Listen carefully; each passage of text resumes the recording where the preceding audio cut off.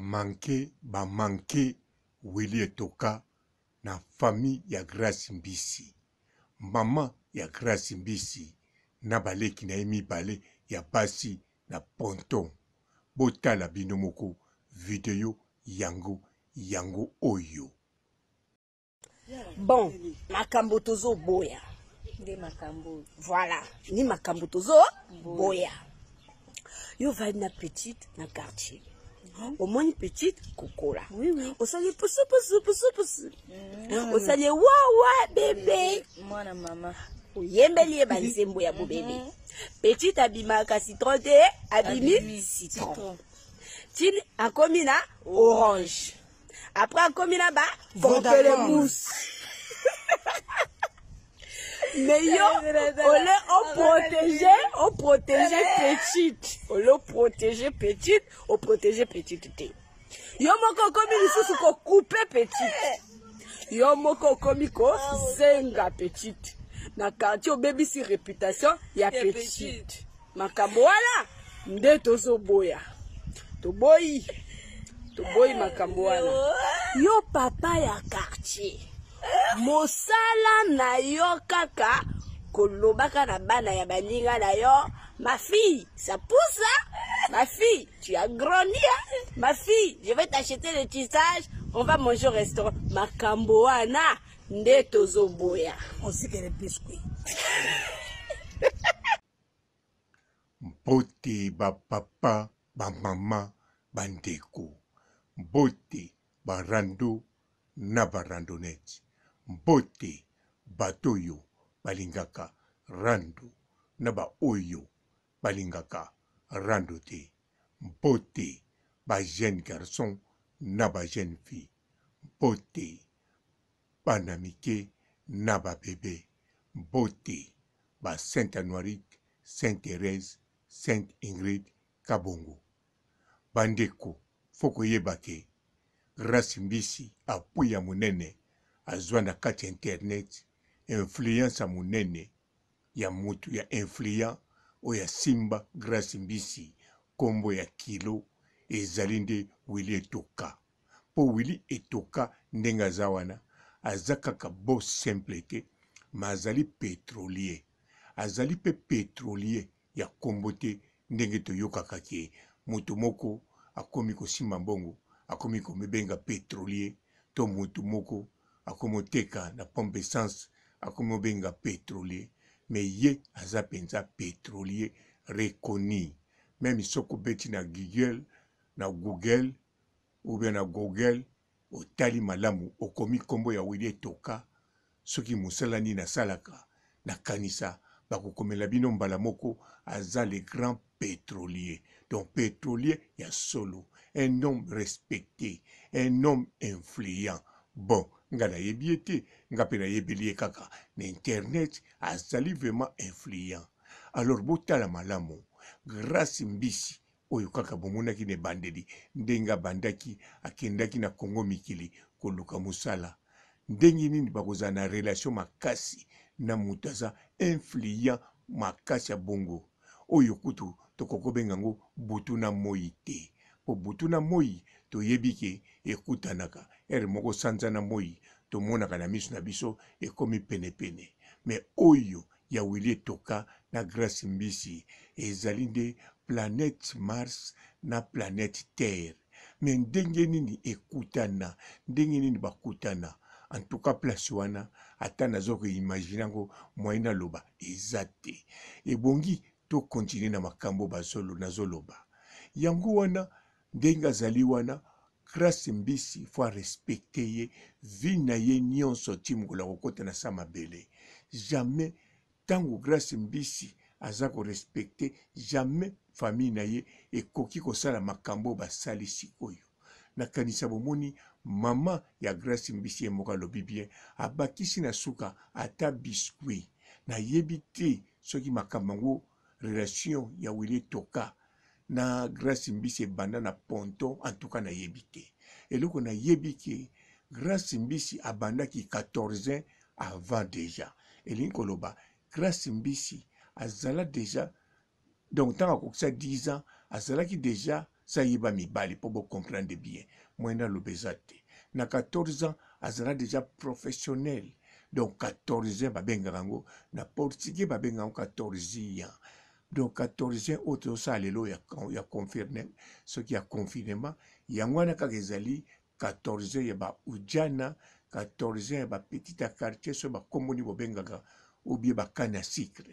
Alors grâce mbisi azala déjà bongo c'est qu'on a yebité ce qui relation ya yena boss et banda bongo to bongo te ou bien azala ki mwana moko azala akoki pe kozala mwana moko azaki tango mususu voiture telami ayi kotekela tango mususu boss ou bien kosokola pine ou bien kotekele mai ou bien biscuit et ça na biloko ebele au grâce mbisi akoki kosala po bazala na relation po Willy etoka azwa na considération pour Willy etoka na niveau azali soka pesio mbote même soka bengi nga pa solo ananga en tout cas eza vraiment na tina eza na kilo pesa na valeur ya kosaka na te mais siko na grâce mbisi en tout cas relation wana ndenge banda na ndenge za lelo na bambongo surtout bambongo apesa grâce mbisi ya kosaka na te faut que yebango ke tango grâce mbisa tambola na odi tete oyo wana bomona ka ya pembe eza na Kongo nelengi ya Kongo na ye wana na Kongo elengi na ye soki botali yango ane asombaki yango botali na prix nango effectivement ezalaki 45 000 euros donc ezalaki na se ya 45 000 euros te alors po babimisa mbongo oyo mutu moko asali likambo munene te pona wile toka bapesa basombele voiture ya 45 000 euros. En tout cas, ezali ma sécurité. Eza penza ma sécurité na kanisa bo kanisa bino moko. Seke penza baza na relation moko ya makasi ya makasi. Alors lokola tolingi na biso kokota na détail ba relation na bango wante. Tolingi pe ko imaginer te. Mais respect fo ezala. Grâce mbisi fo na respect ya munene. Ye kaka te me na famille na ye mama na ye faut na respect ya wile toka ba sœur na ye faut baza na respect ya wile toka surtout lokola bango baza kuna na ponchi noir pour maman biologique ya grâce mbisi ye wana mama biologique ya grâce mbisi ye wana sikoyo mama oto monaka na poto ya grâce mbisi wana zali mama tantine na ye azali tantine ya grâce mbisi makoma mama ya grâce mbisi na poto mais grâce mbisi mama biologique na ye ezande oyo touti komona za na ponti noir na baleki na misatu mibale wana o babimi na ba image. Alors grâce mbisa za so na leki mususu mais tozolobela wana te tozolobela respect na wile toka lokola bango baza na ponti noir wile toka za na mabulu ne ya pétrole na kati ya ponto wana aza na mini ne wana donc faut ba respecta kaye partout parce que tango asungaka grâce mbisi akoki pe kosunga bango d'avance respect ya wile toka ya grâce mbisi esuki kaka na famille na ete mais faut kende tina famille na élargi famille nyonso faut babangaka wile toka soko kebite même na tribu ya grâce mbisi tribu nyonso wana faut respectaka wili etoka pona oyo asala pona grâce mbisi pa continuer kosala ti lelo ti ako continuer kosala na kanisa yango grâce mbisi sir eleka koleka na ndenga kosaka na te grâce mbisi oyo azwa kombo ya mbisi na mai abangaka même pas mami wata na kata mai soka ke sokola asaka na ndenga lingi poza na wili etoka yango famille na ye faut banga faut respecter wili etoka nga papa robo na sukisi na ngai yawa botika na malamu et ciao. Parce que vous avez battu l'autre côté. Amen. Yango boye, moni so bozana ki atela roi Solange Diata. Moi bien, alanda konia bien, alma bania kitoko, alma konia bien, banane bakinda misala. Ndeko moni wana. Oui. Nous omona azanga $1 euro te. Est-ce que moni na makamna bino? Est-ce que moni na makamna bino? À cause de ma comme bino te voilà donc ça dit eza passe nem tezo salabino même ma pote wa même ma pote même ma Paris mi so bazana batika la bolumbu azando ki fimo za na Paris wana tika la bolumbu et sina mono pe na ye Fiona c'est une sorcière. Nzambe yemoko alakisanga yango ke Fio za sorcière. Po abenga kanga to sa émission Fiango. To ko tan communauté po to na besoin na été. To na besoin na été. To na besoin na été. To na maman, to na besoin ba to wana ti. Bandoki Satan zo utiliser bango. Voilà. Donc si on a azapenda c'est une sorcière. Asa bena ndoki apumbwaka na butu na mona opena osa na émission na so peso conseil devant émission na yo azo Rolanda biso keba na fiwana keba na fiwana c'est une sorcière ozomona frère nga tenga non na Congo sorcière moko azakuna na poto lisusu frère na poto fiwana apumbwaka bena na butu apumbwaka sa bena ndoki munene fiwana oui aliaka pe batu oui. Donc ça veut dire qu'il faut qu'on keba, soi-disant, il y a pas mon qui chroniqueur, qui chroniqueuse, il y a tatine dans l'angote, il y a kokumate, donc Moussa ne va pas baba bêtise, pour qu'on a séduire batou. Frère Jeff, avant papa tanga la biso azopé. Bonjour fidèles internautes de www.elengiakomba TV. Bonjour, bonsoir, balandinyon so, ya Elengiakomba. Congolaise TV. Bon, t'es belé partout dans le monde, partout où vous êtes, partout où vous êtes, Elengiakomba TV, vraiment. Bonjour, bonsoir, on a abonné Bafa Nyos Elengiakomba Congolais TV. Bonjour à mon boss, on a appelé ça vraiment un pandi. Bonjour à mon boss, JP Kiama. Je salue mon boss Balobi, boss des boss Babi, JP Kiama. Bonjour, on a appelé Elengiakomba Congolais TV, vraiment. Ramon Lazana, chaîne de qui topo, il y a boss de JP Kiama, et boss des boss, il y a un danger. Donc, on va se mettre au Lazaki. Il y a boss Nabiso JP Kiama, nzamenangai, ba boss bazali, ba boss bazali.